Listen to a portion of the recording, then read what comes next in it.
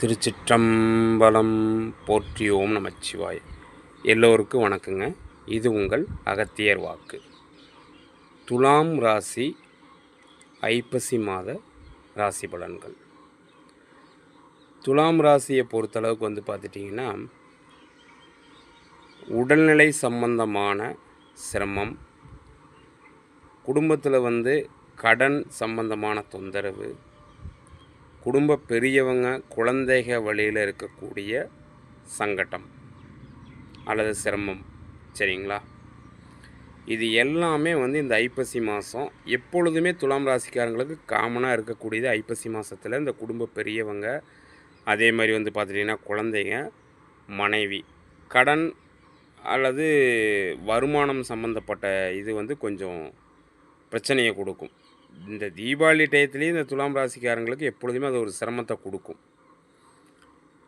எல்லாருக்கும் கொடுக்குன்னு சொல்ல முடியாது. ஆனால் காமனாக பார்த்துட்டிங்கன்னா ஆவரேஜாக சில பேருக்கு அந்த சிரமத்தை எப்பொழுதுமே கொடுக்கும். அப்போது இந்த வருஷம் ஐப்பசி மாத கிரக நிலைகள் என்ன சொல்லுதுன்னு பார்த்துட்டிங்கன்னா, வீடு, வண்டி, வாகனம், சிரசொத்து, தாய் வகையிலையும் தந்தை வகையிலையும் குழந்தைக, மனைவி, தொழில் பார்ட்னர், வம்பு வழக்கு, சண்டை, இந்த சப்ஜெக்டில் ஒரு சிரமத்தை சந்திக்க வேண்டும். எல்லா துலாம் ராசிக்காரங்களுக்கும் இது காமனாக பொருந்துங்க. கண்டிப்பாக இந்த பிரச்சனைகள்லிருந்து வெளியே வர்றதுக்கான வாய்ப்பு ஒரு சிலருக்கு கிடைக்கலாம். பல பேருக்கு இந்த வாய்ப்புகள் கிடைக்காமலும் போகும். ஏன்னா இந்த கிரக நிலவரம் அந்த மாதிரி சொல்லுது, சரிங்களா?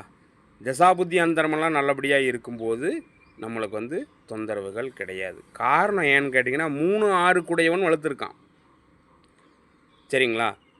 5ஆம் இடத்துல பூர்வ புண்ணியம், குடும்ப பெரியவங்க, குழந்தைங்க இடம் அப்படிங்கிறப்ப அந்த இடத்துல போய் ராகு உட்காந்துருக்கிறார். அவரும் சுயசாரத்தை நோக்கி வலுவாக உட்காந்துருக்கார். 6ஆம் இடத்துல தொழில் ஸ்தானம், வம்பு வழக்கு, சண்டை அப்படிங்கிற இடத்துல சனி பலமாக உட்காந்துருக்கார். அவர் இப்போ வக்ரகதியில் இருக்கிறார். அப்படிங்கிறப்போ இந்த கடன், வம்பு வழக்கு, சண்டை சச்சரவு, தாய் வழி சொத்து, அதேமாதிரி குடும்ப பெரியவங்க, குழந்தைங்க, வேலை செய்கிற இடம், இதெல்லாம் சிரமத்தை கொடுக்கும். அதனால் இந்த வகைகளையெல்லாம் கண்டிப்பாக எச்சரிக்கை வேணும். முன்னெச்சரிக்கையோட, முன் யோசனை பின் யோசனையோடு செயல்படுவது சாலச் சிறந்தது. அதனால் எப்பொழுதுமே ஐப்பசி மாதம் இருக்கிற கிரக நிலைகள் உங்களுக்கு நல்லாவே தெரியும். இந்த வருடமும் அது கொஞ்சம் கூடுதலாகவே உங்களுக்கு தொந்தரவை தருவதனால எச்சரிக்கை.